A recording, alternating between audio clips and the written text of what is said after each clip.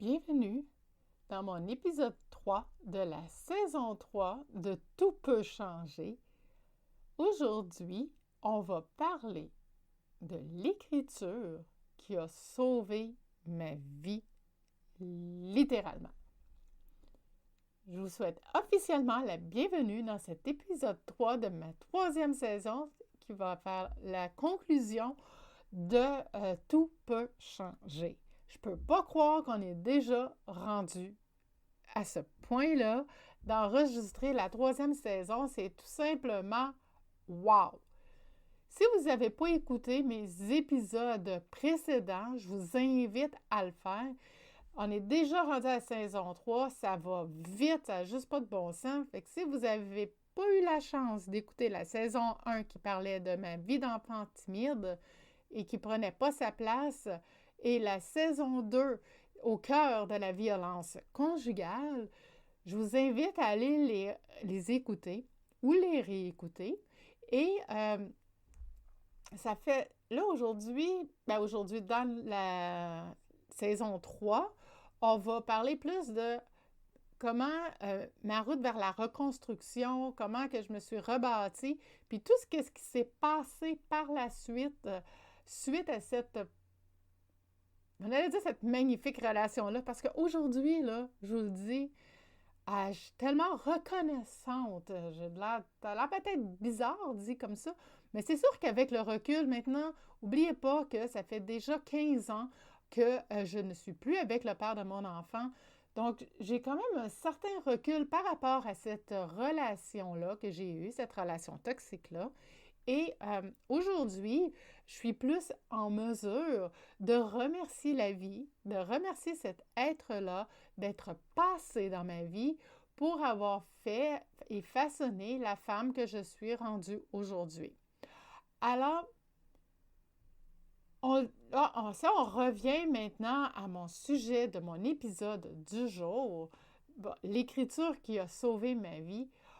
Souvent, on va dire que l'écriture, elle peut vraiment nous aider dans notre cheminement, puis que ça peut nous aider à faire sortir le méchant, de faire sortir des choses même cachées qui se trament dans nous autres.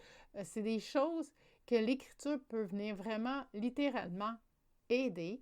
Et puis, dans le fond, moi, c'est ça qui m'a aidée parce que le fait d'écrire, ça vient déposer sur papier des choses qui nous hantent.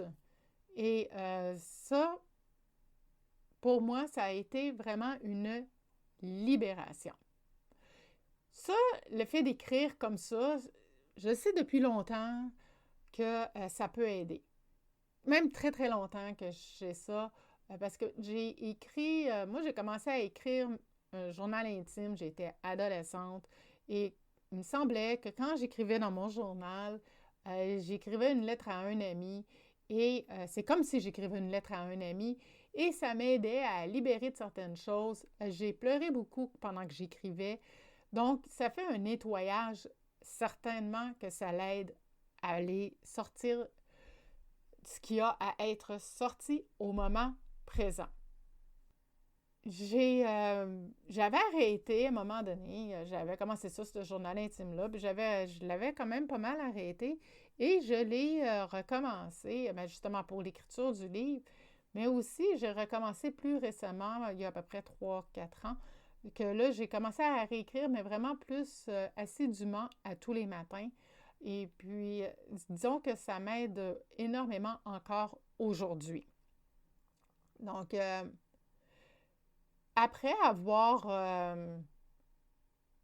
terminé cette relation-là, si je peux dire, avec mon conjoint violent, quelques années plus tard, j'avais laissé le père de mon enfant, je l'ai laissé, c'était en 2007-2008 que j'ai laissé le père de mon enfant et c'est en 2017 que j'ai perdu mon père pour débuter et ma mère un peu plus tard en 2019. Et puis encore là, l'écriture m'a beaucoup aidée. Il me semblait comme par exemple pour mon père, il y avait des choses que je n'avais pas eu le temps de dire le temps qu'il était en vie Et le fait de pouvoir lui y écrire, même s'il était mort, j'avais l'impression quand même que j'avais cette proximité-là avec lui, de lui écrire et de même à la limite, le sentir près de moi avec sa photo et ma petite chandelle allumée. J'écrivais ce qui se passait dans ma tête, les choses que j'avais pas eu le temps de dire et que j'aurais donc voulu lui dire, lui parler. Alors, si je reviens avec la situation avec le père de mon enfant, je dirais que l'écriture a été pour moi vraiment très libérateur. À peine que j'étais revenue de l'Ouest canadien, j'avais beaucoup de difficultés à trouver mon sommeil. Je faisais beaucoup d'insomnie, puis je pensais jamais arriver à dormir une nuit complète. Puis j'arrêtais pas d'avoir des flashbacks par rapport à ce qui m'était arrivé avec le père de mon garçon. Comme on dit, après plusieurs nuits courtes, il fallait bien que je trouve une façon de dormir, puis de trouver le sommeil, parce que là, j'étais trop fatiguée, il fallait que j'y arrive. J'avais tout de même un bébé naissant avec moi, et il y avait environ 4 semaines, et je devais trouver un moyen de faire des nuits. Hein? Donc, à un moment donné, me souviens que je m'étais dit, tant qu'à pas dormir, coudonc, moi écrire. Puis, je me souvenais, dans le fond, pourquoi que j'arrivais pas à dormir, puis que je faisais de l'insomnie, c'est que je me souvenais vraiment de tout ce que j'avais subi avec le père de mon enfant. Je m'en souvenais dans le moindre petit détail. Vraiment. Littéralement. J'étais même à la limite surprise de constater à quel point que c'était là, que c'était très clair et très frais encore dans ma mémoire. Comme que je disais, à un moment donné, je me suis dit, j'arrivais pas à dormir, fait que tant qu'à pas dormir, puis à regarder le plafond, je vais écrire. Tant qu'à faire, tant qu'à tuer du temps à regarder le plafond, puis à juste ressasser ça, ces pensées-là, c'est aussi bien d'écrire. Donc, vous auriez dû me voir, papier, crayon à la main, assis à la table de cuisine, j'ai commencé à écrire. J'écrivais tout ce qui me passait dans ma tête. Tout ce qu'il y avait, les pensées, que ce soit les actions qu'il posait sur moi ou les paroles qu'il me disait. Je m'en souvenais vraiment, les paroles, je m'en souvenais dans le moindre détail. Puis j'en étais même surprise de m'en souvenir, que je m'en souvenais comme ça, que j'étais tellement surprise que ma mémoire était à la limite quasi intacte sur les faits que j'avais subis à l'époque.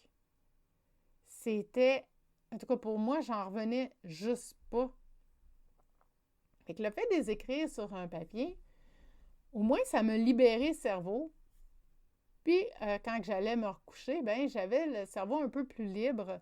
Puis si jamais je voyais quand j'allais me recoucher que j'avais encore des flashbacks, je me relevais tout de suite pour aller les écrire. Et puis c'est comme ça que j'ai écrit beaucoup à cette époque-là. Ça m'a aidé, vraiment, ça m'a beaucoup aidé. Puis dans le fond, j'écrivais même jusqu'à ce que ma fatigue finisse par me tomber dessus, comme on pourrait dire. Puis après ça, je retournais me recoucher. J'avais la tête un peu plus vide de ces pensées-là que je venais de déposer sur papier. Fait que c'était plus facile pour dormir. Puis pas dormir bien longtemps, là, juste une couple d'heures là, avant que mon petit bébé là, finisse par se réveiller. J'avais vraiment des petites nuits courtes, mais ça arrivait des fois que j'allais me reposer quand même dans la journée quand que lui faisait sa sieste aussi. Puis, à un moment donné, il y avait quelque chose qui m'a buggé. Moi, là, je suis du genre que j'aime ça, là, que tout soit en ordre, si je peux dire ça de même. Il faut qu'il y ait un certain ordre logique dans mes choses. Et puis, à un moment donné, euh, j'avais écrit beaucoup, comme je disais tantôt, j'avais écrit sur des feuilles de papier toutes mes pensées. Mais là, j'ai réalisé que j'avais juste comme jeté ça sur papier, mais il n'y avait aucun ordre logique. Il n'y avait pas de fil conducteur dans tout ça. Et ça me boguait littéralement. Parce que pour moi, tout devait être placé dans un bon ordre, dans le bon ordre chronologique de la façon que ça s'était passé. C'était rendu que je dormais pas bien parce que je n'avais pas écrit ça dans le bon ordre, imaginez-vous bien. C'est là que j'ai commencé à tout retranscrire ce que j'avais écrit sur papier dans l'ordinateur. Parce que je me disais que c'était plus facile si j'écrivais du texte, puis là, je pouvais l'écrire une certaine, comme commencer. Puis là, après ça, quand que j'arrivais vu comme je disais sur le papier, je sautais des fois à une place. Après ça, je revenais en arrière, je retournais en avant, je retournais en arrière, je revenais en avant. Dans l'ordinateur, ben c'est plus facile d'aller bouger tout ça. Fait que c'est comme ça que, au fil du temps, j'ai commencé à aller tout mettre ça en ordre chronologique dans mon ordinateur. Fait que là, moi, je fais mon petit bonhomme de chemin avec tout ça. Je suis en train de tout transcrire ça dans l'ordinateur. Je raconte ça à un de mes amis que c'est ça, j'avais écrit tous mes flashbacks, puis que là, j'étais tout en train de remettre ça en ordre là, parce que je trouvais que, en tout cas, ça m'énervait que ça ne soit pas dans le bon ordre. Fait que là, cet ami-là en question, il me dit, ben là, il dit, pourquoi que tu fais pas un livre avec qu'est-ce que tu es en train de faire? Moi, il m'en va y répondre, ben non, je suis pas écrivaine, moi. Ah, oublie le projet. Je vais pas écrire un livre certain. Puis ça, là, c'était causé par mes pensées limitantes de l'époque. Pour moi, je pensais que d'écrire un livre, il fallait au moins, à la limite, avoir un don. Hein, les auteurs connus, tu sais, moi, je me dis, ceux qui ont du succès, faut qu'il y ait bien un don à quelque part d'écriture.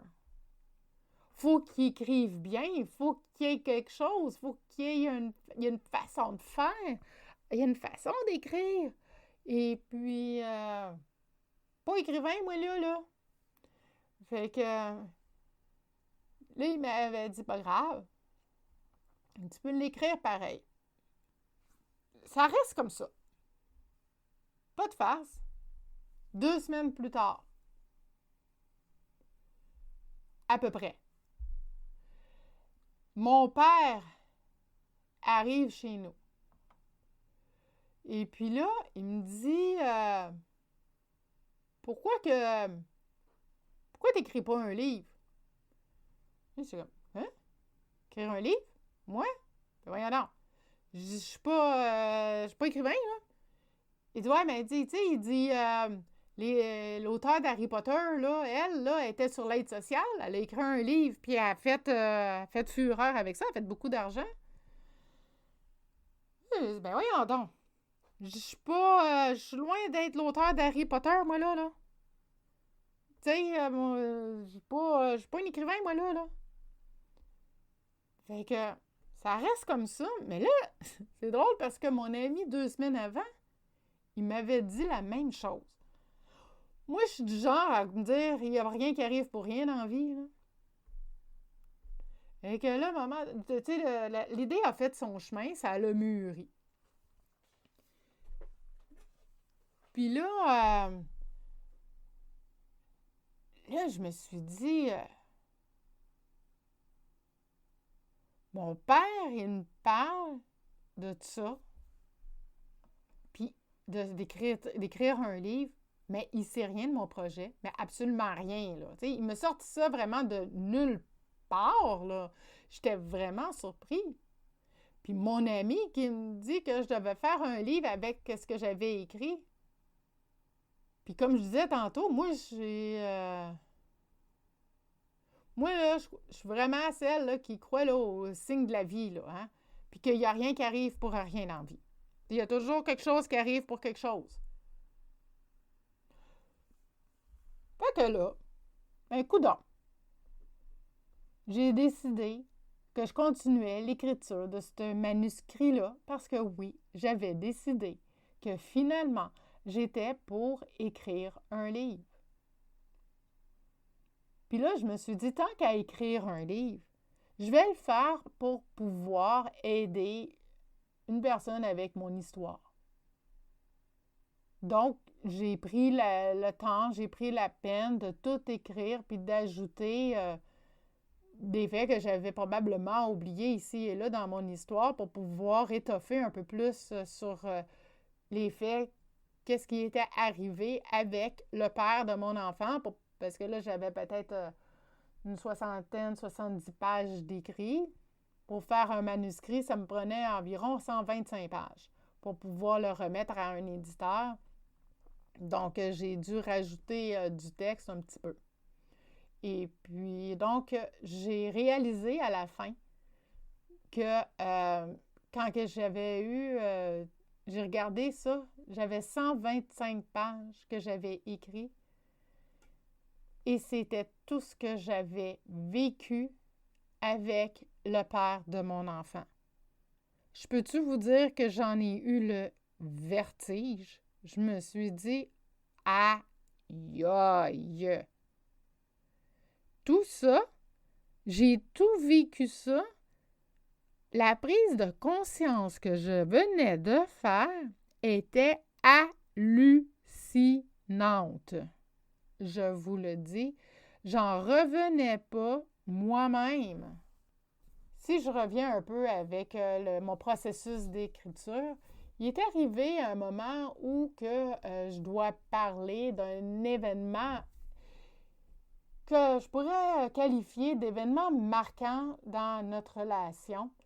Dans mon processus d'écriture de livre, je suis rendue qu'il faut que je décrive l'accident qui a été la cause de notre séparation, dans le fond. À l'époque, cet événement-là a été tellement douloureux pour moi, à passer au travers tout ça, ça m'a même pris des années à m'en remettre. Vraiment totalement, là, à dire que j'étais correcte avec cet événement-là, ça a été long. Ça a été très long. Je n'ai parlé longtemps avec émotivité. Fait que ça arrive le moment de mon histoire qu'il faut que j'écrive ça. Que j'écrive et que je décrive cet accident-là. C'est le passage du livre où est-ce que j'ai vraiment eu de la misère. Pas de farce. Chaque mot que j'écrivais, chaque phrase que j'ajoutais, je pleurais toutes les larmes de mon corps. Je vous le dis, j'ai pris exactement 2 semaines à écrire une page ou 2 de mon livre. Ça a été le moment que je qualifierais de très douloureux que j'ai eu à vivre. Revivre le moment de l'accident qui a conduit le père de mon enfant en prison pour conduite dangereuse, causant la mort, délit de fuite, causant la mort, et son permis non valide.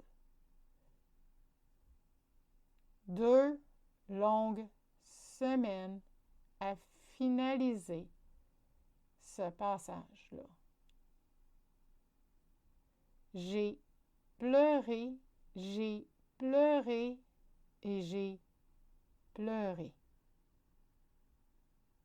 ça a été très difficile pour moi de venir raconter ce bout-là de mon histoire. À un moment donné, je me souviens, je me suis dit, la grande, si tu veux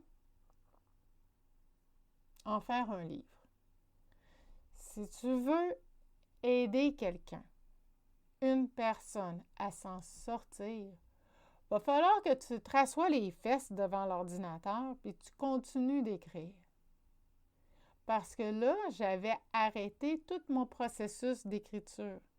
J'avais pas juste arrêté et comme sauter ce passage-là et continuer plus tard. Non, j'avais tout simplement tout arrêté. À un moment donné, je ne sais pas ce qui s'est passé, mais j'ai eu comme un petit flash dans ma tête qui me dit, la grande, assieds-toi devant l'ordi et continue. Ça a été long, ça m'a pris 2 semaines pour finaliser ce passage-là. Je n'écrivais, comme je disais, mot à mot, phrase à phrase.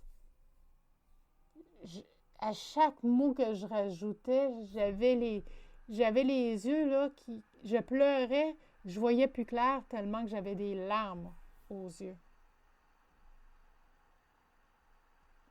Je peux-tu vous dire que j'étais pas mal heureuse d'être passée au travers quand j'ai fini par finir de l'écrire?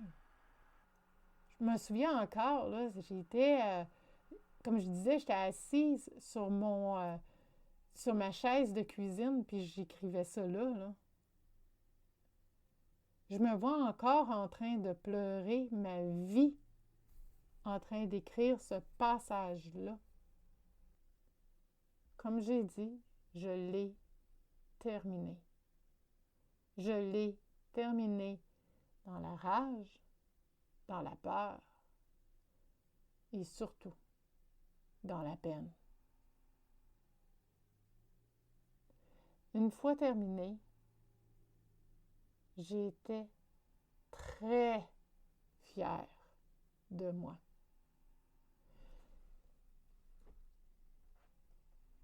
Je me suis dit que si je pouvais aider une personne avec ce livre-là, ce serait une personne de plus de sauvée.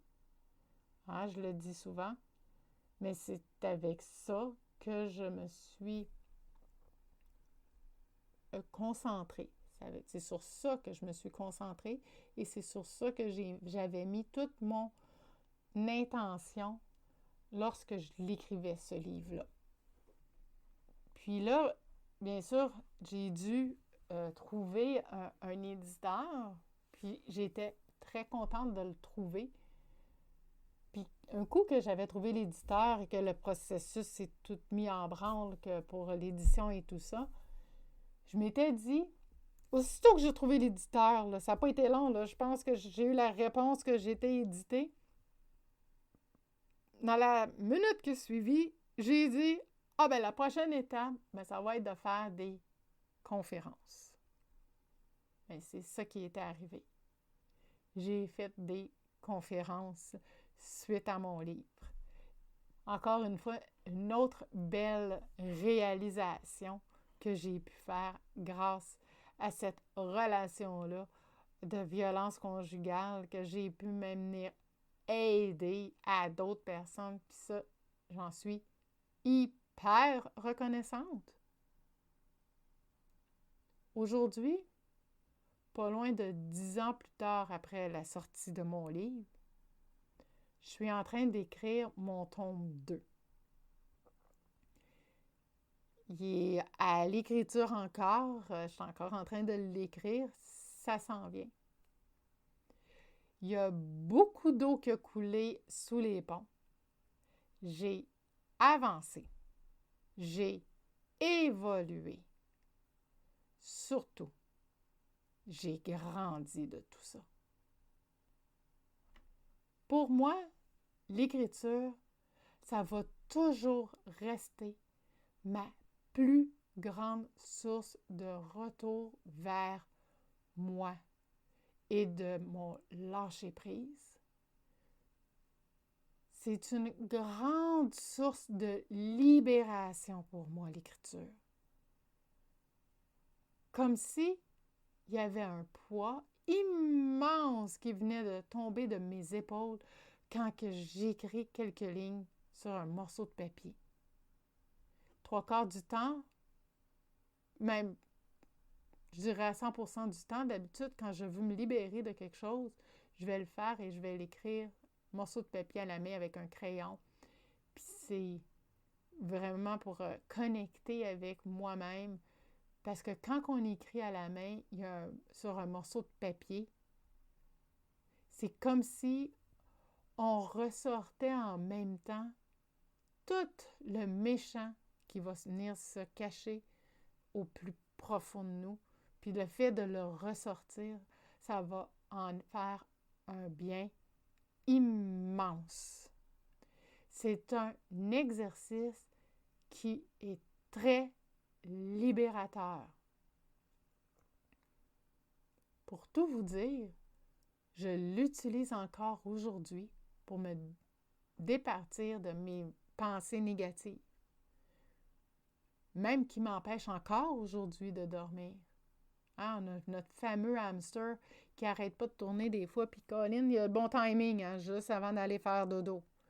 Fait que le fait de venir déposer ces pensées-là sur un papier, j'avais même lu ça dans un livre, je ne sais plus de quel auteur, mais il disait ça, si on avait de la difficulté à s'endormir le soir, de venir déposer ces pensées-là sur un morceau de papier, mais ça vient libérer toute notre tête, puis ça vient libérer notre tête des pensées, et qu'au lieu de tournicoter dans le lit et pas dormir, mais le fait de l'écrire, ça va venir le sortir de nous. Ça va être une libération.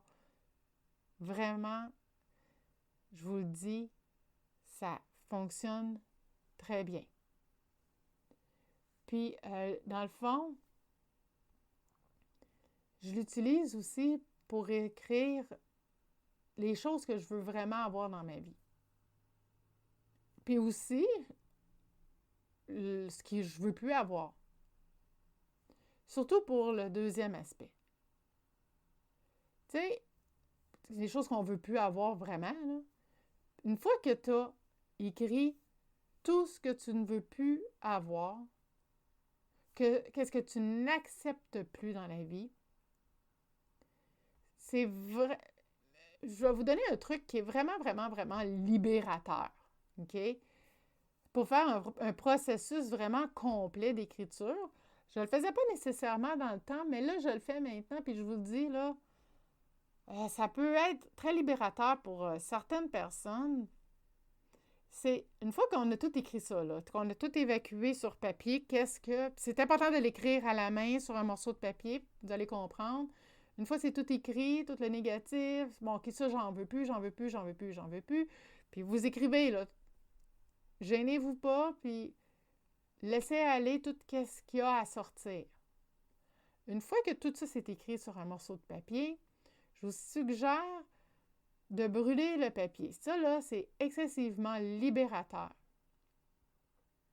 En brûlant le morceau de papier, ce que ça fait, c'est que tu laisses partir tout ton négatif. Ton négatif s'en va dans le feu, il est tout en train de brûler et tu le vois partir. Fait que non seulement tu l'as écrit, mais tu le vois s'en aller. Il est parti de ton corps parce que tu l'as écrit avec ta main. Et après ça, le feu va le faire sa job pour le faire brûler. Je le dis tout de suite, peut-être que l'effet de soulagement, il ne sera pas tout de suite. Il ne sera pas, comme on dit, directement sur le champ. Des fois, c'est un processus qui est court ou long. Hein? C'est du court ou du long terme. Ça dépend de chaque personne. Ça dépend, comme je disais déjà, où on en est rendu dans notre processus de lâcher prise. Donc, si on est rendu dans un processus qu'on est vraiment prêt à tout laisser partir, ça se pourrait que ce soit plus court. ça se pourrait que ça soit plus long.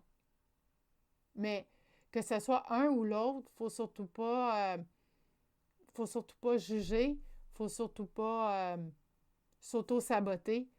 Tout arrive dans le temps comme dans le temps. Puis, je vous dis, c'est à force de le faire aussi que ça va venir aider.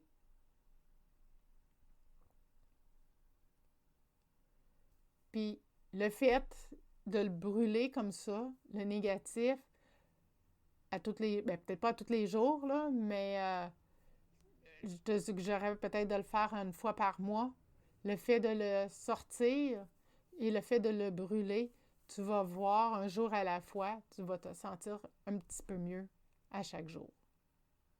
Puis, surtout, j'aimerais te dire, oublie pas que qu'est-ce que tu as vécu quand tu étais une victime de la violence conjugale,